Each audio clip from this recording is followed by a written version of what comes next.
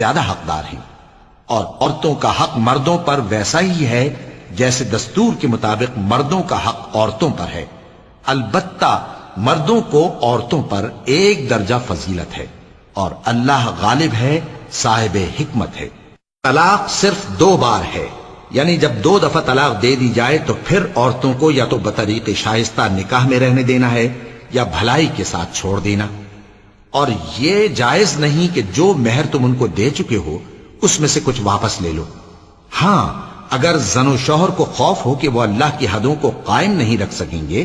تو اگر عورت خاوند کے ہاتھ سے رہائی پانے کے بدلے میں کچھ دے ڈالے تو دونوں پر کچھ گناہ نہیں۔ یہ اللہ کی مقرر کی ہوئی حدیں ہیں، ان سے باہر نہ نکلنا، اور جو لوگ اللہ کی حدوں سے باہر نکل جائیں گے وہ گناہگار ہوں گے۔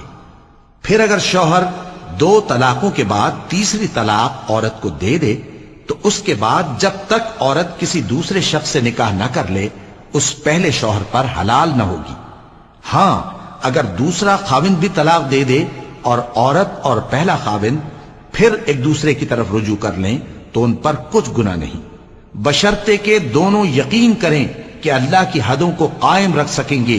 اور یہ اللہ کی حدیں ہیں، ان کو وہ ان لوگوں کے لیے بیان فرماتا ہے جو علم رکھتے ہیں۔ اور جب تم عورتوں کو 2 دفعہ طلاق دے چکو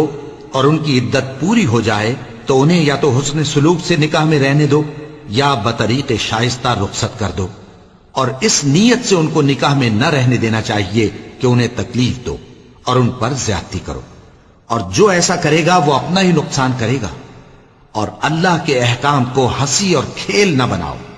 اور اللہ نے تم کو جو نعمتیں بخشی ہیں اور تم پر جو کتاب اور دانائی کی باتیں نازل کی ہیں جن سے وہ تمہیں نصیحت فرماتا ہے ان کو یاد کرو، اور اللہ سے ڈرتے رہو، اور جان رکھو کہ اللہ ہر چیز سے واقف ہے۔ اور جب تم عورتوں کو طلاق دے چکو اور ان کی عدت پوری ہو جائے تو ان کو اپنے شوہروں کے ساتھ جب وہ آپس میں جائز طور پر راضی ہو جائیں نکاح کرنے سے مت روکو۔ اس حکم سے اس شخص کو نصیحت کی جاتی ہے جو تم میں اللہ اور روز آخر پر یقین رکھتا ہے، یہ تمہارے لیے نہایت خوب اور بہت پاکیزگی کی بات ہے،